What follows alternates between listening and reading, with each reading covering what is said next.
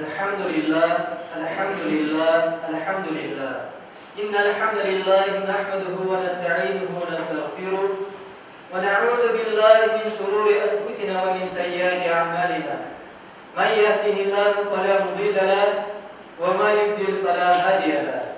Neşhedü en la ilahe illallah vahdehu la şerike lehu ve neşhedü enne seyyidina Muhammeden abduhu ve habibuhu ve resuluhu. İttakullaha ya ibadallah. Usikum bi takvallahi ve te'ali. İnnallâhe ma'allezîne ittekav vellezîne hum muhsinûn. Kâlellâhu Teâlâ fî kitâbihil kerîm. Eûzu billâhi mineşşeytânirracîm. Bismillahirrahmanirrahim. وَلِلَّهِ عَلَى النَّاسِ حِجُّ الْبَيْتِ مَنْ اسْتَطَاعَ إِلَيْهِ سَبِيلًا. Hürmetli dindaşlar, her bir bay, azat, mükellef ve hacılıkta varmak imkanı olan Müslüman için ömründe bir kere belli vakitte Beytullah'ını, yani Allah'ın evini ziyaret etmek farzdır. Bu mukaddes yolculukta çıkacak kimsenin hazırlık görmesi şarttır. Rabbinin evini ziyaret edecek, evine misafir olacak kimse saylangan kimsedir. Böyle kimse evvela özünü buna maddi ve manevi taraftan hazırlaması gerekir. Yolculuktan evvel beden temizliğini yapar, boy abdesti alır, 2 rekat namaz kılar da güzel kokulardan kokulanıp Ya Rabbim, senin rızan için hac ibadetini yerine getirmeye niyetlendim. Benim için onu kolaylaştır ve kabul et deyip niyet eder. Hac ibadetini yerine getirgen her kişi kışlı urba giymez. Rida ve izar deyip ayrılgan 2 bez parçasını giyer. Birisini avret yerini kapatır, ikincisini ise omuzlarına atar. Kadınlar ise geniş ve ince olmadan hicap giyerler. Hacılar yüce Rablerine terbiyeler getirip Kabe'ye kadar yol alırlar. Kabe'nin bölgeninden kollarını açıp dua ederler. Çünkü Kabe'ni görüp yürekten dua etken kimselerin duaları kabul olur. Sonra 7 kere Kabe'ni tavaf ederler. Bunun ucunu tez adımlarla algan 4'ünü de orta kadar süratle yaparlar. Zemzem suyunu Kabe'ye karşı durup ayakta içerler ve 2 rekat namaz kılarlar. Bundan sonra Safa ve Marva tepeleri arasında say yürüyüşü yapılır. Zilhicce ayının 8. günü ise Sabah'dan Mina'ya gidilir. Mina'dan son Arafat dağına varılır. Ve anda öğle namazının ikindi namazı beraber kılınır. Akşam vaktinde Müzdelife'ye gidilir. Yolda bakla büyüklüğünde 70 taş toplanılır. Ve Müzdelife'de akşam ve yatsı namazları beraber yatsı namazının vaktinde kılınır.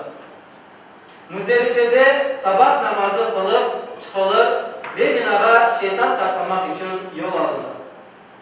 En büyük şeytana 7 taş atılır.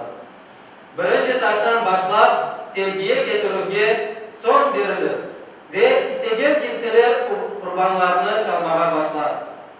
İkinci ve üçüncü şeytanlara taş atılmaz. Bundan son bütün hacılar Mekke'ye gidip ziyaret tavafını yaparlar.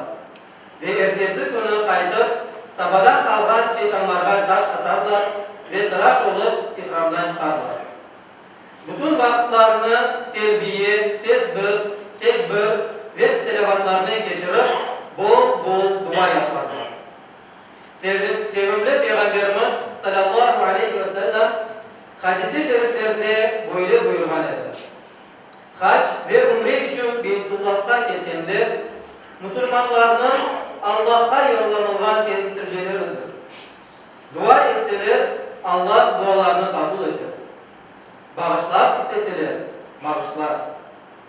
Yaramay söz kayıtmadan ve büyük günah yapmadan hacılıklı yerine getirdiği kimse anasından doğan günündeki böyle günahsız kaytar diye Peygamberimiz başka hadisinde. Bu yıl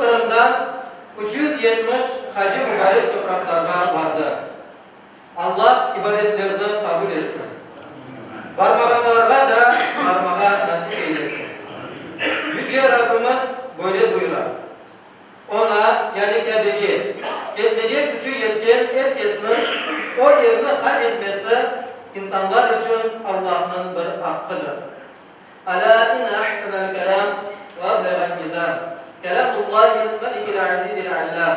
Kema kal Allah ve tebareke fil kelam. Ve izâ kureyel Kur'anu fesemi'u leh ve ansitu leallekum turhamun. A'udhu billahi mineşşeytanirracim. Bismillahirrahmanirrahim. İnne dîne indellâhil islam. Sadakallâhul azîm.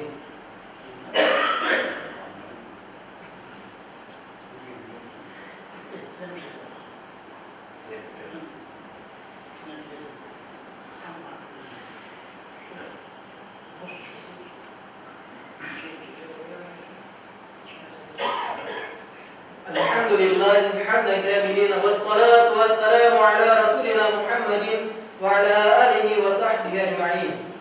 Ta'zimen li nebiyhi ve tekrimen li fakamet.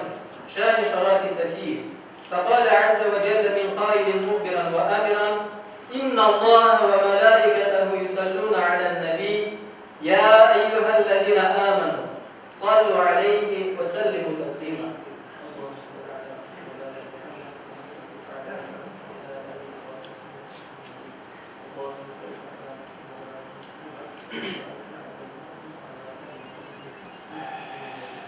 أعوذ بالله من الشيطان الرجيم بسم الله الرحمن الرحيم عباد الله إن الله يأمر بالعدل والإحسان وإيتاء ذي القربى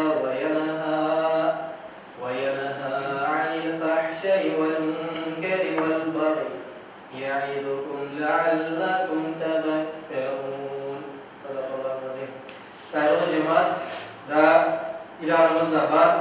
Allah kısmet etse 11. sentyabr yani pazar günü saat 12'de Clara Zetkinay 34 sokağında Seyit Settar Camisi'nin açılığı olacak.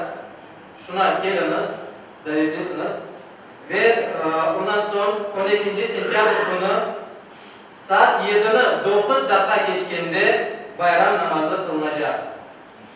Ve sentyabrın 14. günü saat 17'de bayram merasimi geçirilecek Gagarinski Park'ta. Şuna da hepiniz davetlisiniz. Geliniz, buyurunuz.